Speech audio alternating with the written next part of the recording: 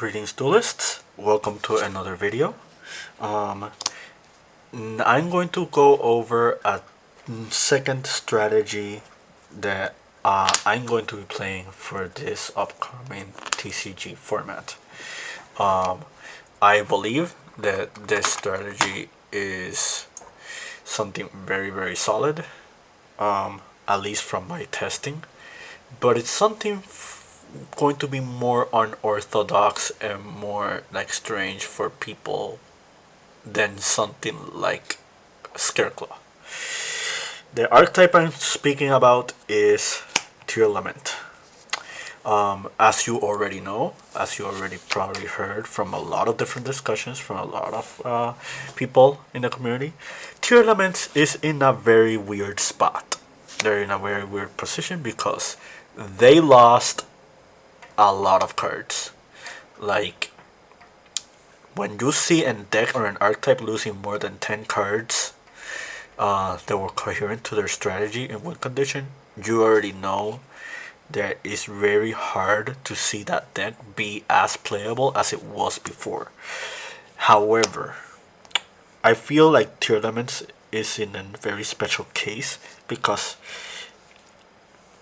we lost a lot of potency, but we still have consistency within the engine cards in the archetype.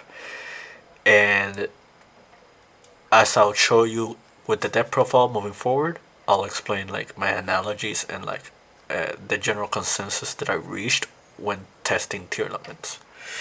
So I'll start with the deck profile. There's Rhinoheart, Sharon, Halfness, Merly, Tearlaments Kashtira, one of each. Alongside the tournament cards, I'm also playing the Ichizu portion. So Keldo, Modora, Kelbeck, Agido. The one card that I'm going to add to all of these is Diviner of the Heralds. Diviner is pretty much an honorary Ichizu card at this point, and it's also another starter. Alongside these two, I play King of the Swamp. I'll go with more explanations as I go along later because I have a lot to explain with this deck. But one small take: if you're playing Tearlaments, you have to play this card. It's really hard for you to play Tearlaments without this as an engine requirement. Another miscellaneous monster that I'm playing is Blackwing Sephiroth Daily. You'll see in a second more reasons to play this than what it seems. I chose to run one engine to complement Tearlaments. This engine was a little bit popular before the Ichizu cards came out, but once the Ichizu cards came out, pretty much every Tearlament variant or every hybrid for Tearlament got discarded because it was not as potent as the Ichizu portion. The portion I'm talking about is Lunalights. So Tiger, Emerald Bird, Kaleidor Chick, Yellow Martin, Black Sheep. Five Lunalight names. One last engine that I'm also running, and this one was also discarded for multiple of reasons, not just the Ichizu cards, but because one of the win conditions with this engine got hindered by the December TCG Forbidden and Limited list. That engine is dangerous. Triple Danger Nessie, one Jackalope, one Chupacabra, one Mothman. Those are all the monsters in the main deck. If I am not mistaken, there are 5 Lunas, 5 Ichizus, 5 Tearlaments, putting us 15. 6 Dangers, that is 16. 21. And the 4 miscellaneous cards, that's 25 monsters in the main deck.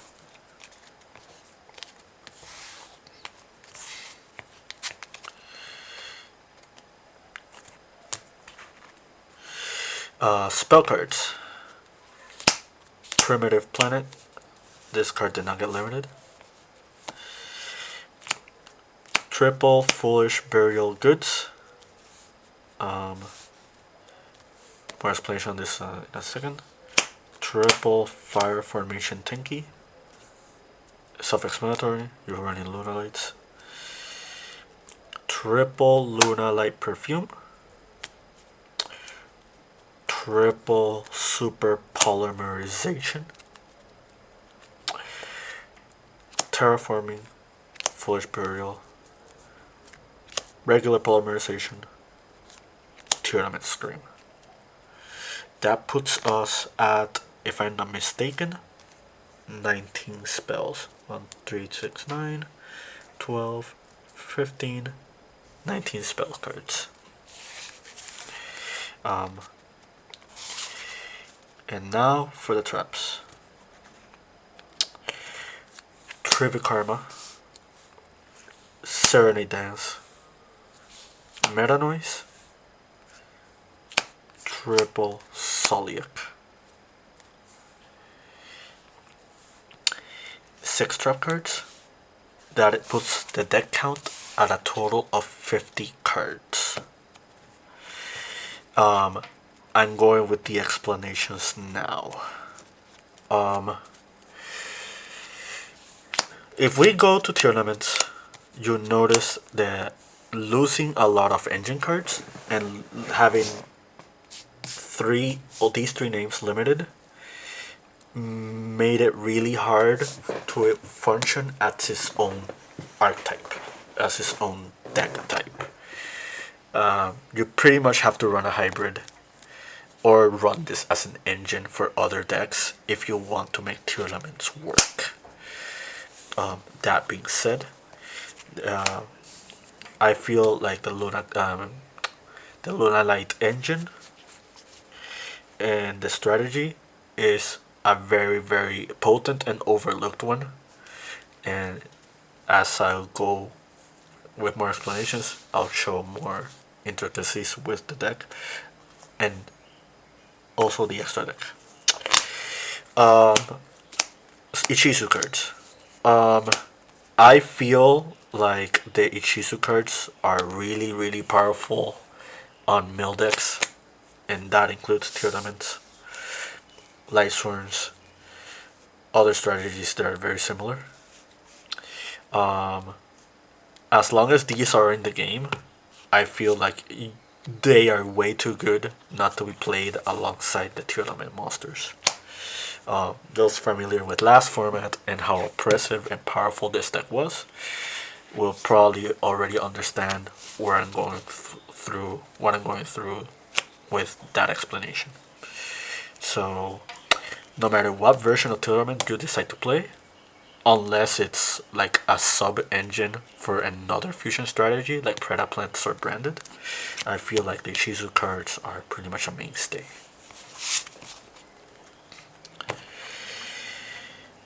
Blackwing Zephyros. This is a linchpin for both the strategies with the Tearlaments as well as the Lunalights. Those who are familiar with the Lunalight lines in Tearlaments, you should already know that they are very coherent as a strategy and as an engine because they complement the Tearlaments very, very well, and vice versa. When Lunalight Tiger got unlimited, I was trying to figure out what was the true place for Lunalights without it being a deck with a very specific gimmick. I felt like this was a really powerful card, but there was no real way to abuse Lunalights as its own standalone deck outside of Chaos Ruler before Tearlaments came out. Chaos Ruler is already gone. It got forbidden in the October TCG Forbidden Limited list, and leaving the Tearlament version as like the superior way to play Lunalights. Um, there are cards in the Lunalight strategy that also facilitates whatever you want to do with Tearlaments. And the one linchpin of the deck that I'm going to bring up, it's Black Sheep. The reason I'm bringing up Black Sheep specifically is because it serves the same function as King of the Swamp in being a polymerization searcher. Not only that, it's a level 2 monster. You will see later in the yesterday deck, we still play Sprite Sprint. So him being a level 2 monster makes it so you can access to Sprint easier. Adding to that, being a dark monster also makes it so you can make Mud Dragon. Mud Dragon is level 4, as well as these 3 other Luna names. And as we go on with the deck profile, you'll understand that this is a very powerful strategy. You will find the older videos explaining Lunalights. Very notable ones are that from Nash TCG and Sir Emanon. That being said, neither of them explain like very cool interactions with this involving polymerization. And if I don't recall, another interaction that I don't remember them mentioning is the fact that Kaleido Ship can also recover polymerization from the graveyard if you do end up milling it, which is another upside to the Lunalight strategy. The Lunalight strategy is very powerful because if they are milled, they benefit you, but they also benefit you for milling, to facilitate you milling. And I still feel like rank 4s are very powerful, and yeah, these are pretty much very strong extenders. There are a lot of other ways to play Tearlaments still. Some people are looking into Kashtiras, some people are looking into the Mikanko cards, like specifically like Hime. But the other engine I chose alongside these are the dangers. So why the dangers? What role do they fulfill? The number one reason I chose the dangers is because of Lunalight Perfume. Lunalight Perfume basically is both an extender and a searcher, but it has a discard cost. If you trigger that discarding any of these, it gives you an added benefit to your engine as well as combo extension. Danger Nessie specifically has a role of it being a water monster and a dark monster, so you can make Garura, and you can make Mud Dragon as well. The reason for these two specific dangers is because they're level 4. And level 4 is a very important level because you already, as I already addressed, you have the Lunalights and you have like Sharon and Rhino Heart as well as other names. Danger Jackalope's self-explanatory.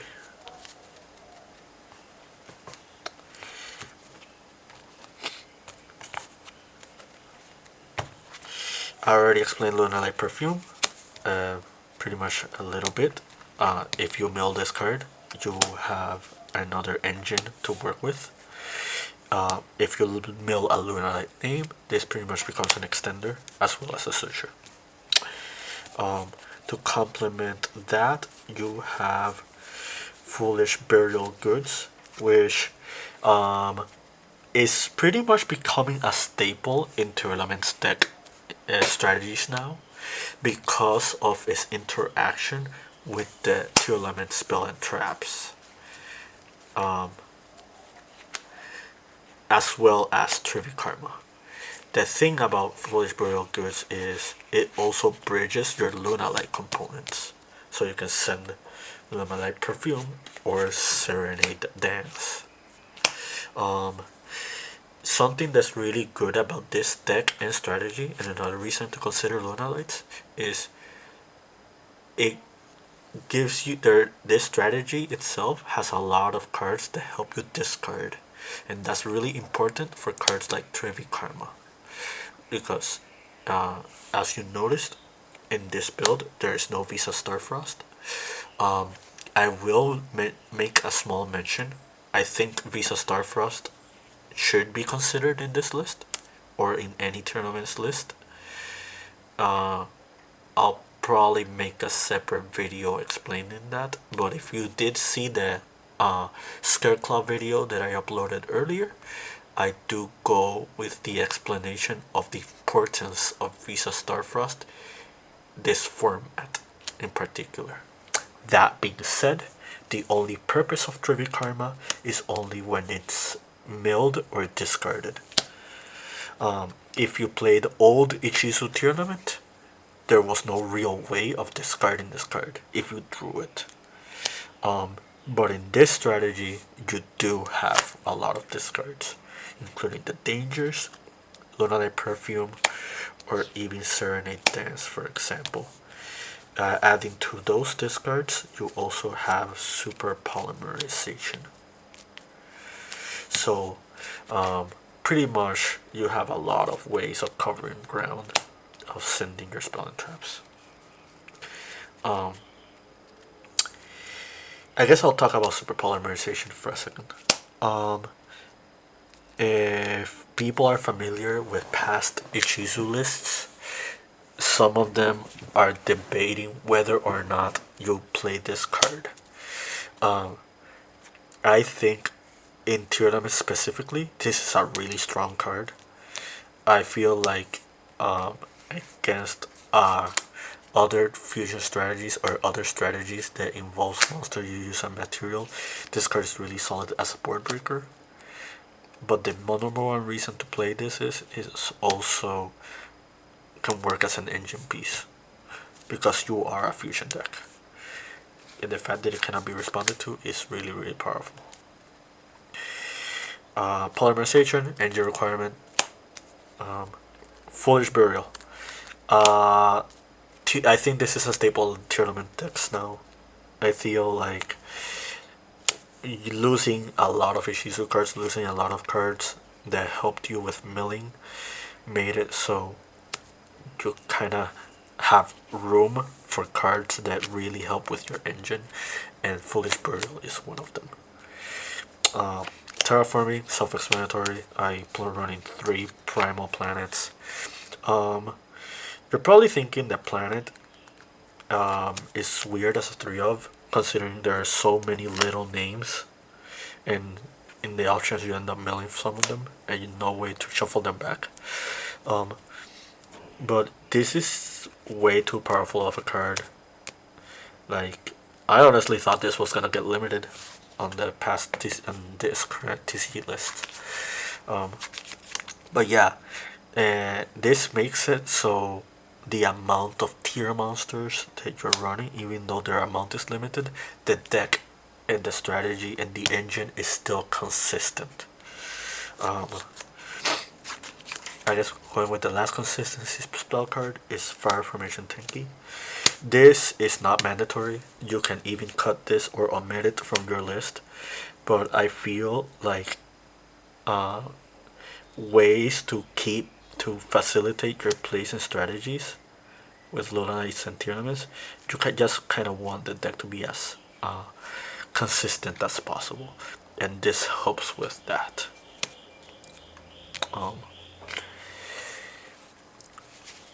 That is it for the spell card. I guess one spell I haven't mentioned yet is Tearlaments Scream. Your people are in the debate whether or not this card should be ran in Tearlaments.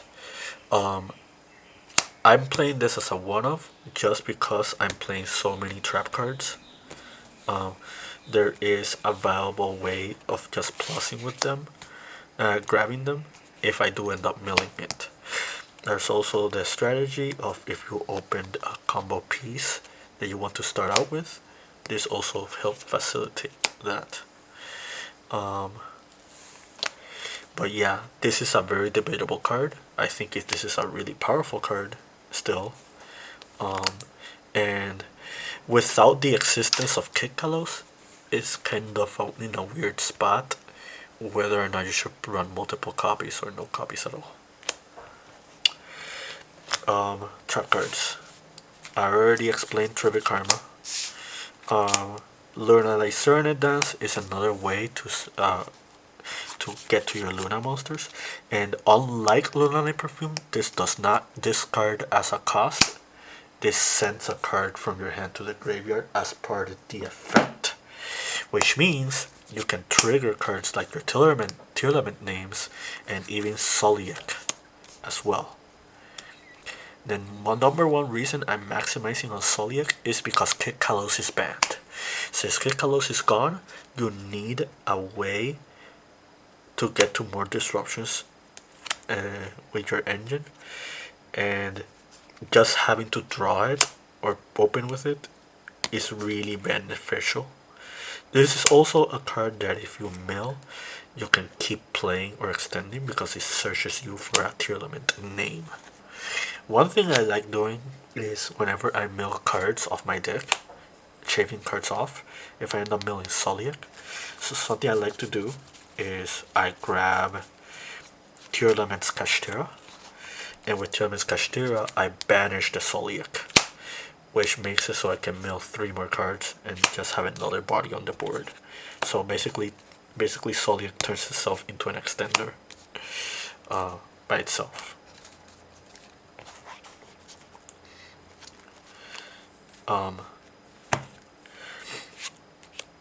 And the last trap card is Meta Noise. With Kashtira being very, very popular in the format, I feel like this is a really good card to end on as a disruption if you do have access to it. One thing to note is even though you're playing 1 copy of Tiramisu Scream, you are playing 3 copies of Foolish Burial Goods, which means if you need it, you can dump Scream to add Meta Noise. There are a lot with dangers being part of your engine. It also makes it not as awkward if you open multiple Soliaks and you need to get rid of them. That's another thing to mention. That's it for the main deck. Extra deck. So I'll go with the fusion monsters first.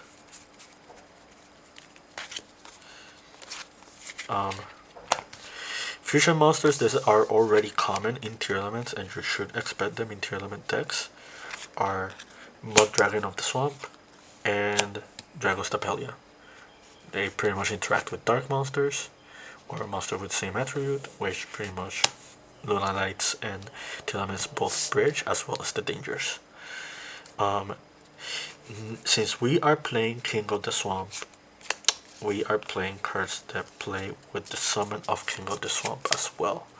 That being Tearlaments Roll Kalos and Grapha the Overlord of Dark World.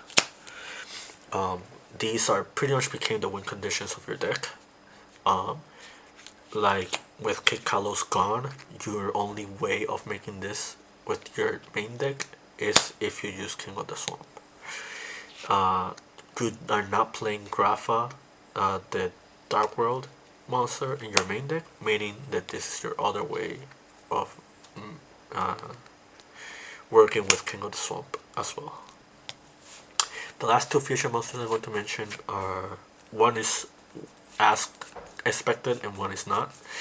Those are Garura and Guardian Chimera. I'll start with Garura first. Garura is the main reason Super Polymerization is in the extra deck. just fusing two monsters of the same type and attribute into this card is a lot of value, and it helps destroy like a lot of rogue strategies as well. Uh, be those notables being like Mathmech or Exorcister, for example, just to name one. Um, Guardian Chimera makes it so your deck is really good going second if you activate polymerization. The other thing that Guardian Chimera helps provide is the fact that it's almost generic. There are instances where I've had a different variety of monsters. I'll give you like a really good example. Let's say I open Nessie, a Lunalight, and an Ichizu name. Like, outside of Guardian Chimera, there's no real way to fuse with with this combination of monsters, or a combination that involves an Ichizu monster. For just to name an example. So if you have a hand that's awkward, but you know it can start your engine, if you end up fusing with polymerization, first turn Guardian Chimera helps make that possible, even if you don't get to activate its effect. Another take about our Guardian Chimera is that if you start playing the game, you have Paul in your hand, and your opponent summons a bestial monster or something that can be summoned on turn 0, that is a lot more value for Guardian Chimera, which means you can summon Guardian Chimera in turn 0, and it will pretty much make the bestial irrelevant because you're plussing so much out of this, and the cards you're fusing for this as well. So that's pretty much my explanation behind Guardian Chimera and the fusion monsters. I guess one note is you don't see Kaleido Heart in here. I'm only running one Rhino Heart, and I don't want to use my King of the Swamp summon for something that isn't, that might be, but is a little bit more tasking than roll Kalos and Grapha. That's pretty much the main reason.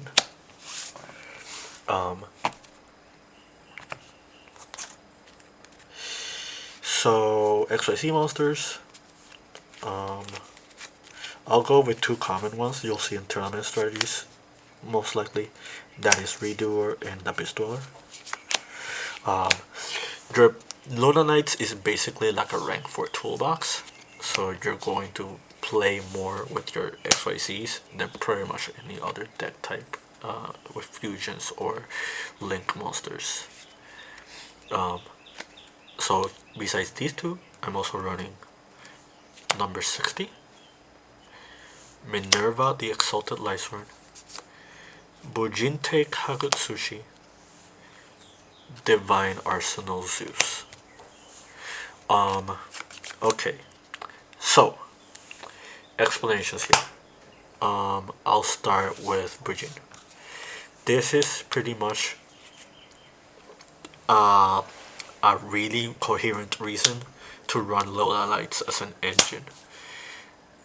With the loss of many Ichizu's middle cards, you kind of want another way of facilitate you milling cards off your deck outside of just your Tearlament engine, and this card makes that possible. Something I want to note is this effect is not once per turn.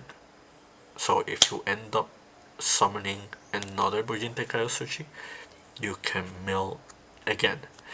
The one restriction it does have is that it's not a detach effect, and you can only control one copy of Bujinte Kaiotsuchi. But it's not really a huge issue. Minerva. As stated before with Sushi, you want more ways to mill your cards. Uh, this card is pretty much a flex spot. This is not really mandatory or necessary by any means, but I do highly suggest looking into this card as a strategy or as a like option. One thing that you can also do is that alongside this, play main deck Laser monsters, like Phyllis the Lysorn Archer. In the options you end up milling with this card, you can get its bonus effects. One other thing that's really cool about Minerva is that it mills both when you detach and when it's destroyed. So something you can do is, if you're going second, you can summon, mill 3, crash into something, mill 3. And if you end up making another XYZ later on, then you can make Divine Arsenal Zeus because you battle with an XYZ monster. I don't have to explain Zeus. I guess the last explanation I'll give is for Dugars. I feel like one thing Lunalights is very popular for is because of degenerate plays involving Dugars. Like, a prime example being bringing back from the graveyard, like powerful monsters that you run in your main deck just because you can mill them and bring them back with the guards. I'm talking about cards like Arclure Christia, Spell Canceller, Jinzo, just to name a few. The one other thing that Dugars is really important for is the fact that can draw this card. So it's like a basically mini graceful charity, which is really powerful in a deck like this one. But yeah, I feel like moving forward, if you're a Tearlaments strategy and you can make rank 4s, you should really look into Dugars. It doesn't have to be the Lunalight version. I'll go with the Link monsters now. The first Link monster I'm going to talk is Sprite Sprint. You only have one copy of Merly, but the fact that you have an extra deck monster that can dump Merly from the deck makes it worth considering just still running it. The other two Link monsters I'm going to talk about are Cross Sheep and Appaloosa Bow of the Goddess. I think Cross Sheep is really important right now. I feel like if you're a Tearlaments strategy, you should really look into this card. This card is really powerful, and it can facilitate a lot of plays. One thing about Cross Sheep that's really cool and that's really notable is if you can end on a line that has both this and Sprint involved and a future monster, and if that happens, whatever you end up dumping with Sprint, you can bring it back with Cross Sheep, because Cross Sheep does not target whatever it brings back from the graveyard. So yeah, the main reason I mentioned that line is because you can dump and utilize Diviner of the Herald. It's not a very common strategy. It's not something like you're gonna do every game, but it is an option. Appaloosa. This also is not mandatory, but I felt like with a lot of important stuff in the strategies that we had, I feel like link climbing is a really solid idea for a solid end board with Lunalights, and Appaloosa I feel like is going to be a really good contender this upcoming format. Like just stopping multiple effects, having other layers of disruption alongside her. This is pretty easily cuttable. One really good option besides this is the Dark Charmer Gloomy. Um, but yeah, this has been the Lunalight deck strategy. Um, I'll probably make a separate video just showing hands, showing different combos and lines you can make with this deck, because when it comes to Tearlaments, you pretty much have to freestyle. Not every deck, not every hand is like a guaranteed specific combo, but this deck is consistent enough to make a variety of combos. Yeah, I guess one last take is this list is far from being optimized. I don't think this is the most optimized way of playing tournaments this format, but it is the most one I've enjoyed the most, and it's one that has been very successful for me thus far. Um, but I hope that you watching this video gave you a lot of good insight and showed you like a lot of different lines and possibilities you can do when exploring this strategy. Like I mentioned beforehand, Lunalights, Tearlaments is still in a very early stage. It's still not definitive what its place in the format is, but its potential and its strength are still there. And I feel like at the end of the day, the proper deck building is going to be key this format if we're going to see two elements reign dominance again anytime soon. I hope you enjoyed this video, and that'll be all for me. British Nexus out.